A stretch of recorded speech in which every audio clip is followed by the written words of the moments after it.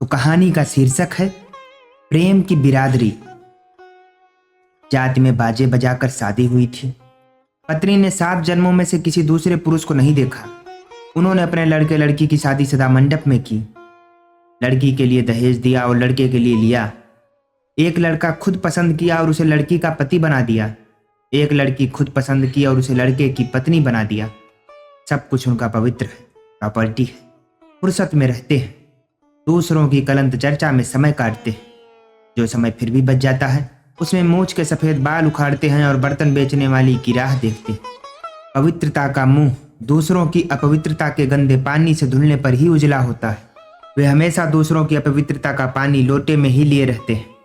मिलते ही अपवित्रता का मुंह धोकर उसे उजला कर लेते हैं। वे पिछले दिनों 2 लड़कियों के भागने, 3 स्त्रियों के गर्भपात, 4 की गैर बिरादरी में शादी और 2 पतिव्रताओं के प्रणय प्रसंग बता चुके हैं। अभी उस दिन दांत खोदते आए। भोजन के बाद कलंत चर्चा का चूर्ण फाँकना जरूरी होता है। हजमा अच्छा होता है।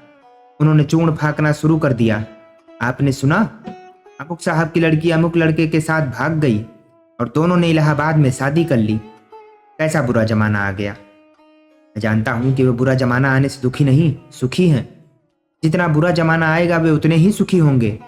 तब वे यह महसूस करके और कहकर गर्व अनुभव करेंगे कि इतने बुरे जमाने में भी हम अच्छे के अच्छे हैं। कुछ लोग बड़े चतुर होते हैं। वे सामूहिक पतन में से निजी गौरव का मुद्दा निकाल लेते हैं और अपने पतन को समूह का पतन कहकर बरी हो जाते हैं। मैंने अपनी दुष्ट आदत के मुताबिक कहा, इसमें परेशान होने की क्या बात है। अपने देश में अच्छी शादियां लड़की भगाकर ही हुई हैं।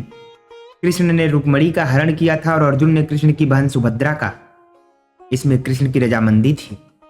भाई अगर कोऑपरेट करे तो लड़की भगाने में आसानी होती है। वे नहीं जानते थे कि मैं पुराण उनके मुंह पर मारूंगा। संभल कर बोले, भगवान कृष्ण की बात अलग है। मैंने कहा, हाँ अलग तो है। भगवान अगर औरत भगाए तो वह बात भजन में आ जाती है। साधारण आदमी ऐसा करे तो यह काम अनैतिक हो जाता है। जिस लड़की की आप चर्चा कर रहे हैं वह अपनी मर्जी से घर से निकल गई और मर्जी से शादी कर ली। इसमें क्या हो गया। वे कहने लगे, आप हमेशा उल्टी बातें करते हैं।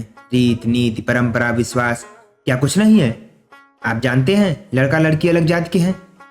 मैंने पूछा, मनुष्य जात के तो है ना। वे बोले, हाँ मनुष्य होने में क्या शक है। मैंने कहा, तो कम से कम मनुष्य जाति में तो शादी हुई। अपने यहाँ तो मनुष्य जाति के बाहर भी महान पुरुषों ने शादी की है, जैसे भीम ने हिडिंबा से। ये घटनाएं बढ़ती जा रही हैं। क्या कारण है कि लड़के लड़की को घर से भागकर शादी करनी पड़ती है। 24-25 साल के लड़के लड़की को भारत की सरकार बनाने का अधिकार तो मिल चुका है, पर अपने जीवन साथी बनाने का अधिकार नहीं मिला। घटनाएं मैं रोज सुनता हूँ। 2 तरह की चिट्ठियां पेटेंट हो गई हैं। उनके मजूबन ये हैं, जिन्हें भागकर शादी करनी है वे और जिन्हें नहीं करनी है वे भी इनका उपयोग कर सकते हैं। चिट्ठी नंबर 1। पूज्य पिताजी, मैंने यहाँ रमेश से वैदिक रीत के अनुसार शादी कर ली है। हम अच्छे हैं, आप चिंता मत करिए। आशा है आप और अम्मा मुझे माफ कर देंगे। आपकी बेटी सुनीता। चिट्ठी नंबर 2।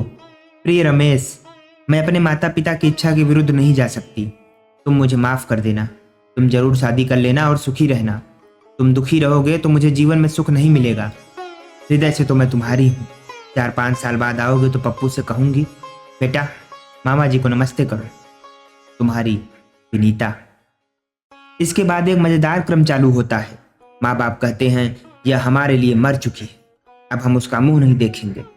फिर कुछ महीने बाद मैं उनके यहाँ जाता हूँ तो वही लड़की चाय लेकर आती है। मैं उनसे पूछता हूँ, यह तो आपके लिए मर चुकी थी। वे जवाब देते हैं, आखिर लड़की ही है। और मैं यह सोचता रह जाता हूँ कि जो आखिर में लड़की है वह शुरू में लड़की क्यों नहीं थी। माता पिता की भावनाओं को मैं जानता हूँ। विश्वास और परंपरा के टूटने में बड़ा दर्द होता है। जब शेरपा तेन सिंह गौरी शंकर की चोटी पर होकर आया था तब उससे किसी ने पूछा कि क्या वहाँ शंकर भगवान हैं, तो उसने कहा था कि नहीं है। एक सज्जन बड़े दर्द से मुझसे बोले, तेन सिंह को ऐसा नहीं कहना चाहिए था। मैंने कहा, वहाँ शंकर भगवान उसे नहीं दिखे, तो उसने कह दिया कि नहीं है। वे बोले, फिर भी उसे ऐसा नहीं कहना चाहिए था। मैंने कहा, जब हैं ही नहीं तो। वे बोले, फिर भी उसे नहीं कहना था। मैंने उनसे पूछा, क्या आप मानते हैं कि वहाँ शंकर जी हैं।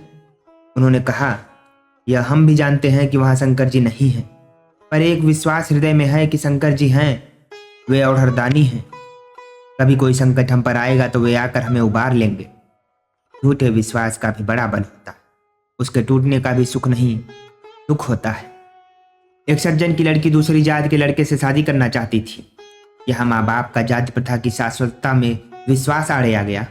लड़का अच्छी ऊंची नौकरी पर था, परंतु लड़की के माता पिता ने उसकी शादी अपनी ही जाति के एक लड़के से कर दी, जो कम तो कमाता ही था, अपनी पत्नी को पीटता भी था।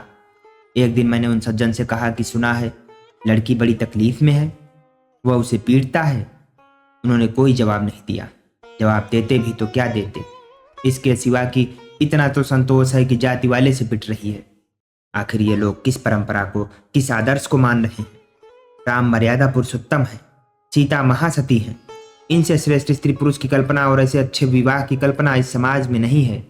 मर्यादा पुरुषोत्तम का निर्माण करने वाले तुलसीदास जी कहते हैं कि पुष्प वाटिका में कंकड़ किंकिड़ नुपुर की ध्वनि सुनकर लक्ष्मण के सामने राम कन्फेस करते हैं कि ऐसा लगता है जैसे मदन ने दुदुम्बी दे दी है, यानी राम के मन का धनुष वहीं टूट गया। विवाह पूर्व प्रेम भी हो गया और फिर विवाह भी हो गया। आज जिन मूल्यों को उस मामले में माना जा रहा है उनको देखकर मुझे लगता है कि तुलसीदास जी ने जो लिखा है वैसा न हुआ होगा। हुआ ऐसा होगा, राम ने लक्ष्मण से पूछा होगा कि यह कंकड़ किंकिड़ नुपुर की ध्वनि किसकी है। लक्ष्मण ने कहा होगा यह जनक की लड़की सीता की है। तब राम ने पूछा होगा कि क्या जनक अपनी ही बिरादरी के हैं। लक्ष्मण ने कहा होगा हाँ, राजा जेके सिंह अपनी ही बिरादरी के हैं। राम ने कहा होगा तभी तो मेरा मन डोल उठा, दूसरी बिरादरी के होते तो मेरे मन पर कोई असर नहीं होता। इन लड़के लड़कियों से क्या कहा जाए? यही न कि प्रेम की जाति होती है। एक हिंदू प्रेम है, एक मुसलमान प्रेम, एक ब्राह्मण प्रेम, एक ठाकुर प्रेम, एक अग्रवाल प्रेम। एक कोई जावेद आलम किसी जयंती गुहा से शादी कर लेता है तो सारे देश में लोग हल्ला कर देते हैं और दंगा भी करवा सकते हैं। इन सबको देखते हुए आगे चलकर तरुण तरुणी के प्रेम का दृश्य ऐसा होगा। तरुण तरुणी मिलते हैं और यह वार्तालाप होता है। तरुण, क्या आप ब्राह्मण हैं? और ब्राह्मण हैं तो किस प्रकार की ब्राह्मण हैं? तरुणी, क्यों, क्या बात है? तरुण, कुछ नहीं, जरा आपसे प्रेम करने का इरादा है। तरुणी, मैं तो खत्री हूं। तरुण, तो फिर मेरा आपसे प्रेम नहीं हो सकता क्योंकि मैं ब्राह्मण हूं। लोग कहते हैं कि आखिर स्थायी मूल्य और शाश्वत परंपरा भी तो कोई चीज है। सही है, पर मूर्खता के सिवाय कोई भी मान्यता शाश्वत नहीं है। मूर्खता अमर है, वह बार बार मरकर फिर जीवित हो जाती है। इधर मैं लड़के लड़की से पूछता हूं कि वेद तो यहाँ भी हैं और यहाँ भी वैदिक रीति है, फिर तुम लोगों ने यही क्यों नहीं शादी कर ली, भाग कर दूसरी जगह क्यों गए? वे कहते हैं यहाँ माता पिता बाधा डालते। मैं समझ गया, क्रांति ये तरुण जरूर करेंगे, पर यथास्थिति की नजर बनाकर। वे सज्जन जो मुझे खबर दे गए थे कह रहे थे कि आखिर हम बुजुर्गों के जीवन भर के अनुभव का भी तो कोई महत्व है। मैंने कहा अनुभव का महत्व है, पर अनुभव से ज्यादा इसका महत्व है कि किसी ने अनुभव से क्या सीखा। अगर किसी ने 50-60 साल के अनुभव से सिर्फ यह सीखा कि सबसे दबना चाहिए, तो अनुभव के इस निष्कर्ष की कीमत में शक हो सकता है। किसी दूसरे ने इतने ही सालों के अनुभव से शायद यह सीखा हो कि किसी से नहीं डरना चाहिए। आप तो 50-60 साल की बात करते हैं। केचुए ने अपने लाखों सालों के अनुभव से कुल यह सीखा है कि रीढ़ की हड्डी नहीं होनी चाहिए।